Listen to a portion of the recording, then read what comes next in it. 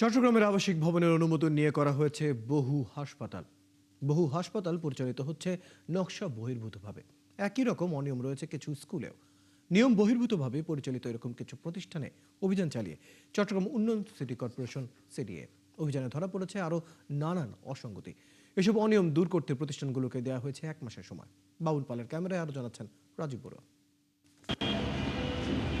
আবাসিক ভবনের অনুমোদন নিয়ে হাসপাতাল, পার্কিংয়ের জায়গায় ক্যান্টিন ও ওষুধের দোকান, নেই বিকল্প অগ্নি নিরাপত্তা নির্গমন ব্যবস্থাও। এভাবেই চলছে বেসরকারি হাসপাতাল ল্যান্ডসেট। সিডিএর অভিযানে এসব অসঙ্গতি ধরা পড়েছে ল্যান্ডসেট সহ কয়েকটি বেসরকারি হাসপাতাল ও রোগ নির্ণয় কেন্দ্রে। সেই সাথে আবাসিক ভবনের অনুমোদন নিয়ে চলছে স্কুলও। এসব প্রতিষ্ঠানে নকশা ও বিধিবিধান মানার বিষয়ে দেয়া হয়েছে 1 মাসের সময়।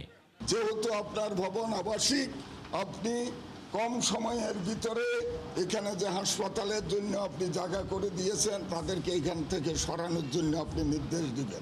অভিযুক্তরা বলেন, আগে সিডিএ থেকে সাময়িকভাবে ব্যবহারের অনুমতি নেওয়া হয়েছিল। এখন যেসব অসঙ্গতি রয়েছে সেগুলো দ্রুত দূর করার চেষ্টা করা হবে।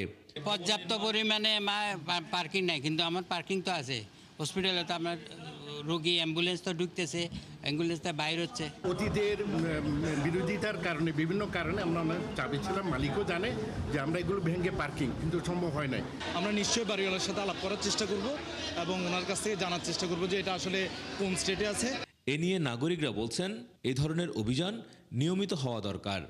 নির্দিষ্ট স্থানে পার্কিং করা এটা তো নিয়ম, মানে এটার জন্য তো জঞ্জাট বেশি হচ্ছে। হসপিটাল একটা হয়ে গেছে, নামে বেনামে কোনো ধরনের তার অনুমোদন নাই, জ্ঞানে এগুলো আমাদের বন্ধ করতে হবে। নগরীতে নকশা বহির্ভূত ও বিধি বহির্ভূত স্থাপনা নিয়ে দীর্ঘদিনের অভিযোগ রয়েছে।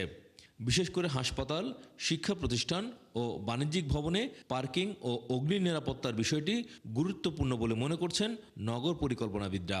জনবল কাঠামোটাকে পুনর্গঠন করতে হবে। পুনর্গঠন করতে যদি পারে তাহলে আমার মনে হয় সিডিএর উপরে যে সমস্ত ম্যান্ডেটগুলি দেওয়া হয়েছে সেই ম্যান্ডেটগুলির ব্যাপারে তারা আরও অনেক বেশি যত্নবান হতে পারবে। 1 মাসের সময়সীমা শেষে এসব প্রতিষ্ঠানে ফের পরিদর্শনের কথা জানিয়েছে সিডিএ। রাজীব বড়ুয়া, 71, চট্টগ্রাম।